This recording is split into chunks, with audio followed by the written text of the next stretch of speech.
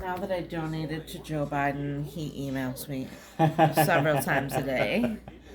Um, Speaking of the president stuff, Trump's trying to say he don't know nothing about that Project 2025. And there's a video I'm gonna add to the next episode. So if it's not on this one, y'all, I'm gonna get it on the next episode. Oh yeah, like I saw his, his stupid generic Twitter. Mm-hmm.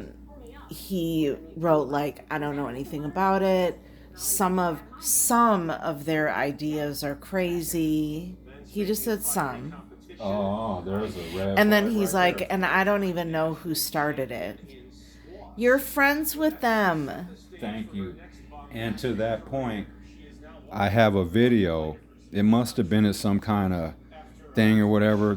One of the author or one of the people that is like The founder. one of the founders of the shit was giving a speech, and he was saying how they don't want credit. I only listened to a few minutes of it because I'm gonna record it and put it on an episode. But he was saying that how they don't want credit for it or whatever. They want Donald Trump and his people to take the credit for it and stuff like that because it's for them and all this other shit. And he's running around saying he don't know these people. He's in pictures with them, photos. I saw one photo of him walking into the White House with one of the authors of this shit.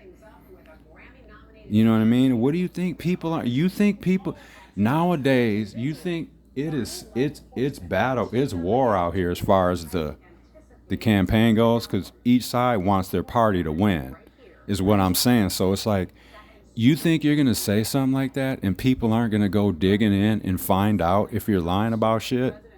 That would have been a good question for the CNN debate. That would have been. What are your thoughts on Project 2025? Ooh, that would have been a good ass question. Right? Yeah. But it's funny because after we mentioned it on our podcast, it's everywhere. Like Notice it's on that? yeah. Are they listening? Is that a coinkydink? Biden, I ain't gonna lie though. When I was watching the interview, I felt a little bad for Biden. Right. Cause what I mean is like I felt like he's like, damn. They're realizing like I'm old as hell. Like my time is running out. Like people don't want me anymore. They're telling me to get out. Like I felt a little bad for dude. Like I was like, dang man. Like it's like the end of his run.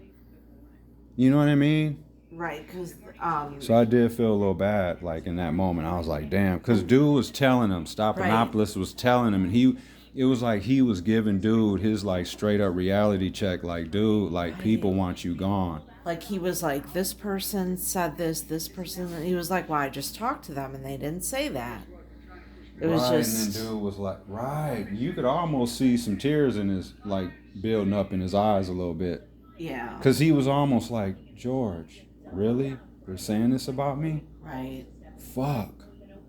He's like, why? Like you were just saying. He was like, I talked to them and they didn't say that to me. And like, and he's like, and then he's just telling them how so many people now are like mounting up to get him out of there. And then Biden's probably thinking in his head, wait, these are my guys. These are my friends. These are my... Really? They're saying all this? Right. So that's got to hurt some. I'm still in good shape. The president refused to commit to undergoing an independent medical evaluation that includes neurological and cognitive tests. Look, I have a cognitive test every single day. Every day I have that test. Everything I do. You know, not only am I campaigning, but I'm running the world. And that's not how it sounds like hyperbole.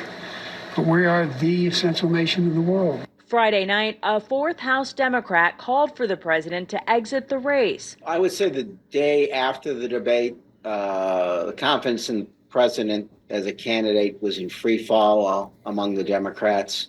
Illinois Congressman Mike Quigley told CBS News he's worried about control of Congress in addition to the White House. It was a tough race. Now it's going to be brutally tough.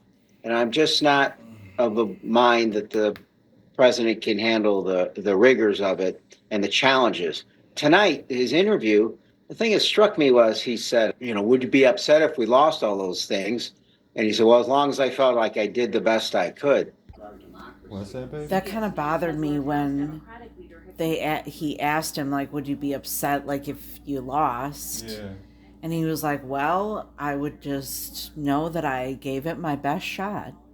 It's like, that's not, that ain't the answer. there's so much at risk right now. For sure. Like they were saying, it's not just the presidency, it's the House, the Senate, all those other races are going to be affected. That's why Senator Tammy Baldwin here in Wisconsin, they had asked her, about Biden and stuff, and she basically didn't even answer the question, because she's trying to distance herself from him now, you know what I mean? Because of what's going on, right? Because if Trump wins, that means Hovde's in. Right. And so that means, Lauren Boebert's in. That means, my goodness.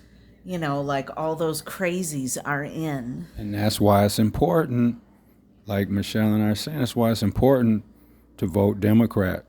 Because like she was just saying, it's a ripple effect. That goes down, it trickles down into everything else. Excuse me. Yep. So, all right, I'm about to go take my shower though now. So, enjoy the rest of the episode.